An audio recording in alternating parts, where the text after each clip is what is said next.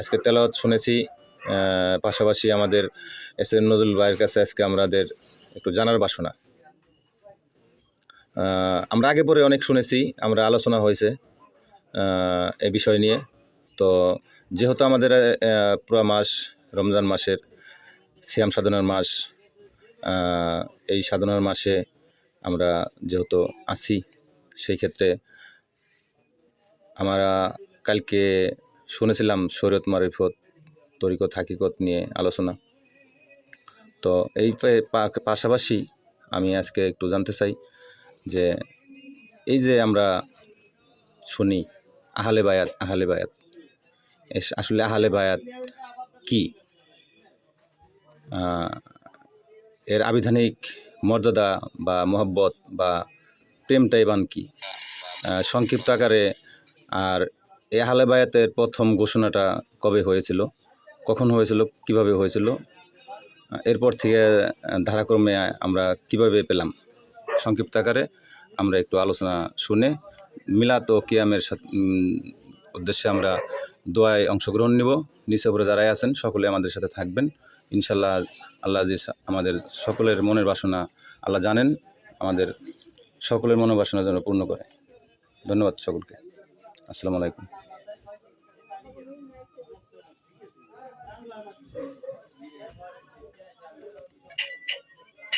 অসংখ্য ধন্যবাদ। সপ্তাহ সম্মানে ছিল আত্মশুদ্ধি অর্জন করে অনলাইন প্ল্যাটফর্মের সংগঠন আছেন সকল সম্মান আত্মশুদ্ধি অর্জন করি, সপ্তাহ সম্মানে চলি আত্মশুদ্ধি অর্জন করি। এই সংগঠনের সম্মানিত চেয়ারম্যান মহোদয় জমিরুদ্দিন সাহেব ভাই, মায়ের বাড়ি নিচে সন্তান এবং সাকিব ভাই, নানি সহ গণি সহ আজগর ভাই এবং মন্টু ইসলাম, আরো যারা আছেন নিচে উপরে দেশ এবং প্রবাস থেকে সকলের প্রতি সালাম, আসসালামু আলাইকুম ওয়া রাহমাতুল্লাহি ওয়া বারাকাতুহু। আজকে পবিত্র কোরআন কারীমের সপ্তম পারা শেষ হয়েছে, আগামীকাল থেকে হয়তো অষ্টম পারা শুরু হবে ইনশাআল্লাহ। আমি শুনেছিলাম একটু এসে শোনার মধ্যে আমি ছিলাম। একটা প্রশ্ন করা হয়েছে আহলে বায়াত কাকে বলে, আহলে বায়াতের আসলে ধারাটা কিভাবে এসেছে এবং আহলে বায়াতের কর্মগুলো কি, আমরা কিভাবে এটার সাথে সম্পৃক্ত হতে পারি, এরকম একটা প্রশ্ন করেছে।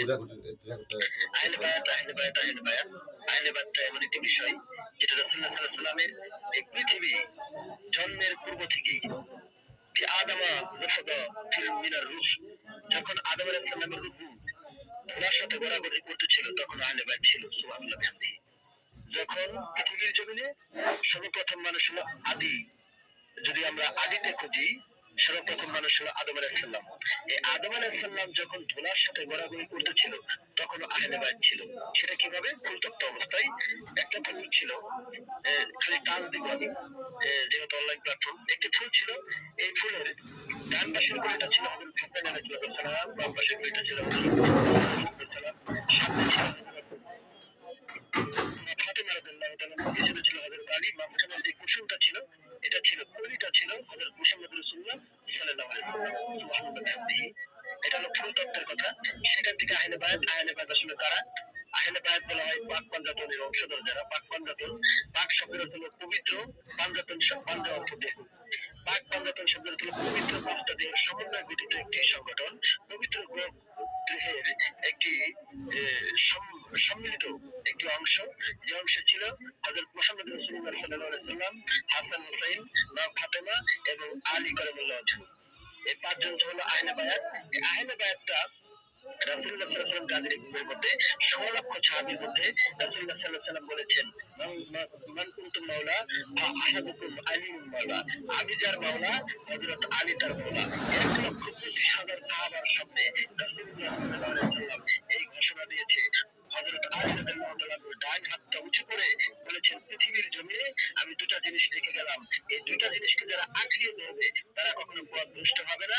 সেটা হলো মহাগ্রন্থ আল কোরআন, যেটা আল্লাহ তাআলার মুখস্থিত বাণী, সেটা হলো মহাগ্রন্থ আল কোরআন এবং আহলে বায়াত।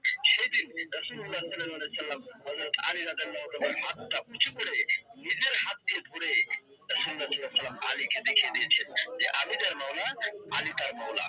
আলীকে অনুসরণ করা মানে আমি রাসূলকে অনুসরণ করা। সুবহানাল্লাহ। এবং হযরত আলী রাদিয়াল্লাহু তাআলার পরে খোলাফায়ে রাশিদুনের যুগ ছিল, হাসান রাদিয়াল্লাহু তাআলা, হুসাইন রাদিয়াল্লাহু তাআলা। এই রাসূলুল্লাহ সাল্লাল্লাহু আলাইহি ওয়াসাল্লামের অংশীদার যারা এবং এই অংশীদারের সাথে যারা সংযুক্ত হয়েছে এই অংশীদারের সাথে যারা সংযুক্ত হয়েছে, ধারা বাই ধারা, স্টেপ বাই স্টেপ যারা দুনিয়ার জমিনে বিচরণ করেছে, ইসলামের আলো প্রচার করেছে, এই আহলে বায়াতকে যারা প্রচার করেছে, তারা হলো আহলে বায়াতের বংশধর। এই জন্য আমরা একটি হাদিস বলে থাকি যে ইন্নাল উলামা ওয়ারাসাতুল আম্বিয়া বা আল উলামা ওয়ারাসাতুল আম্বিয়া, আলেম সম্প্রদায় হলো ওলিগণের ওয়ারিসগণ। না, আলেম সম্প্রদায় শুধু ওলিগণের নবীগণের ওয়ারিস নয়, আহলে বায়াতের অনুসারী নয়, আহলে বায়াতের অন্তর্ভুক্ত নয়। যতক্ষণ পর্যন্ত না সে আহলে বায়াতকে বিশ্বাস করবে, আহলে বায়াতের অন্তর্ভুক্ত না হবে এবং বায়াতে রিবন যেটা বায়াতের অঙ্গীকারবদ্ধ না হবে, সে কখনো আহলে বায়াত হতে পারে না বা আহলে বায়াতের অন্তর্ভুক্ত হতে পারে না। সে যতই জুব্বা করুক, টুপি করুক, পাগড়ি করুক, নামাজ করুক, সালাত আদায় করুক এবং হজ করুক, জাকাত দিক, সে আহলে বায়াতের অন্তর্ভুক্ত নয়। তাকে আমরা আল উলামা ওয়ারাসাতুল আম্বিয়া বলতে পারি না। শুধু সে লোক দেখানোর জন্য ফাওয়াইলুল মুসাল্লিম হিসেবে বসে আছে। এই জন্য আহলে বায়াতের ভাবধারা সেই দিন থেকে গাজীর ঘুম থেকে ১৬ লক্ষ সাহাবা থেকে রাসূলুল্লাহ সাল্লাল্লাহু আলাইহি ওয়াসাল্লাম, হযরত আলী রাদিয়াল্লাহু তাআলা, আলী কারামুল্লাহ ওয়াজহু, আহমদুল্লাহ গালিব যাকে বলা হয়, আল্লাহ তাআলার সিংহ যাকে বলা হয়, সেটা হলো হযরত আলী। এই আলী থেকে বেলায়েতের ভাবধারা চলে আসছে। আর এই বেলায়েতের ভাবধারার মধ্যে যারা পাকবান্ধাদেরকে বিশ্বাস করে, পাকবান্ধাদের উপরে স্ট্যান্ডিং হয়ে দাঁড়িয়ে আছে, তারাই হলো আহলে বায়াতের অংশধর। আর এই আহলে বায়াতকে যারা আঁকড়ে ধরবে, তারা কখনো পথভ্রষ্ট হবে না। তারা দুনিয়া থাকতেও পেরেশানি মুক্ত এবং পরের জন্মটাতেও তারা পেরেশানি মুক্ত।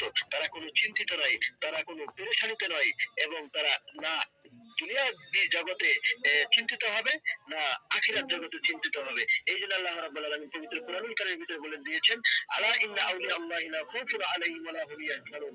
এই যে আল্লাহর ওলিগণ যারা, এই আল্লাহর ওলিগণ আহলে বায়াতের উপরে বিশ্বাস করে ইসলামটাকে, আহলে বায়াতটাকে সম্প্রসারিত করেছে, ইনক্রিজ করছে, বৃদ্ধি করেছে। এই জন্য আহলে রাসূলুল্লাহ সাল্লাল্লাহু আলাইহি সাল্লামের দ্বারা আল্লাহ রাব্বুল আলামিন দাঁড়িয়ে দিয়েছেন, যারা আমার ওলিগণ, যারা আহলে বায়াতকে বিশ্বাস করে, তাদের কোনো ভয় নেই, তারা